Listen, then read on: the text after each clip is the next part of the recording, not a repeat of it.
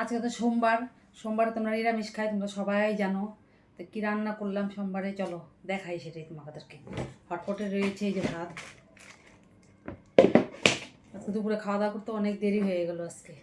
এখানে রয়েছে উচ্ছে দিয়ে বেগুন দিয়ে ভাজা করেছি। এটা উচ্ছে দিয়ে কুমড়া দিয়ে ভাজা করলে তোমাদের দাদা খায় না, কুমড়া খেলে বলে শরীর ব্যথা করে, এই জন্য খায় না।